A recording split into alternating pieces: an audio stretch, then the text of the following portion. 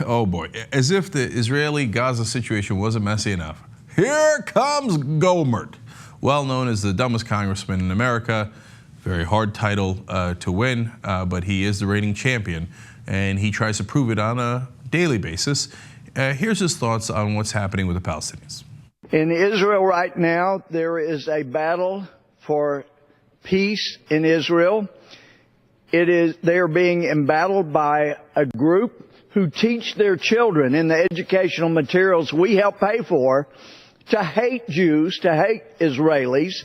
They teach the people to hate Israelis as well. They name streets and holidays after people who kill innocent people. It's time to cut off every dime of American money going to anyone who has any kind of relationship with Hamas, those killing in the Middle East, and especially in Israel. Now, if you watch that speech, you might think, I guess we're giving a lot of money to Hamas and we're not helping Israel at all. Of course, the reality is 100% the opposite. We don't give a dime to Hamas, and we give over $3 billion to Israel. So I don't know who he's railing against. The president agrees, the entire Congress agrees, everybody agrees.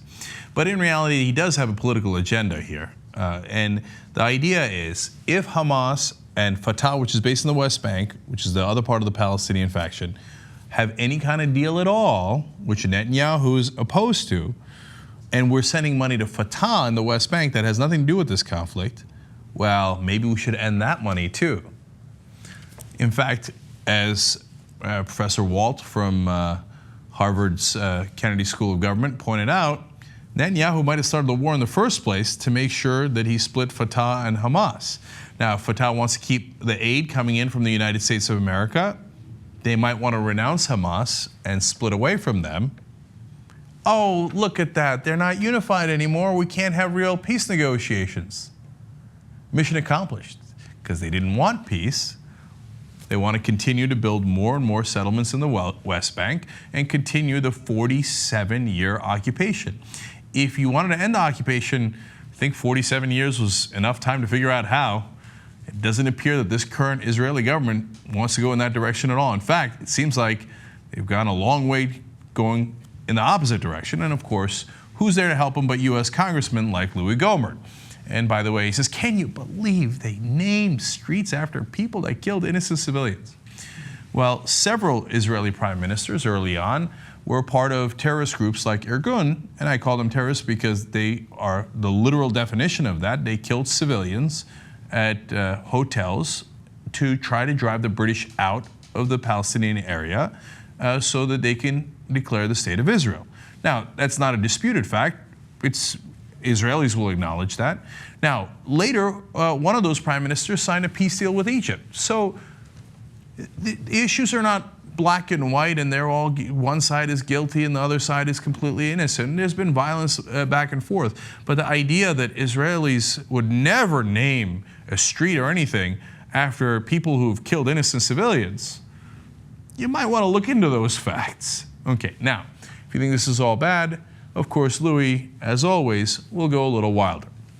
It's time to bomb Iran's nuclear capabilities. It's time for the United States, if we're not going to stop Iran's nukes, then let Israel do it. A friend will not put another friend in this kind of jeopardy. Oh, look at that. Mission number 2, make sure you bomb Iran. Now, we have to bomb Iran because they are developing nuclear capabilities. Well, it's funny that Louie would say that now, given the news story from today. The UN Nuclear Agency has said, and reported by the BBC here, Iran has turned all of its enriched uranium closest to the level needed to make nuclear arms into more harmless forms. Correspondents say Iran's completion of eliminating its most worrying uranium stockpile is a promising sign that its leaders do not want to derail the diplomatic process. And a new report from the International Atomic Energy Agency says Iran is observing all of its other commitments as well. You know what that means? It means diplomacy is working. It means that our negotiations with Iran are going well. Well, we can't have that. Well, look at that. There's a convenient conflagration in Gaza, And God, we've got to make sure that we cut off funding to all the Palestinians and furthermore bomb Iran. What does that have to do with Gaza? We got to bomb them.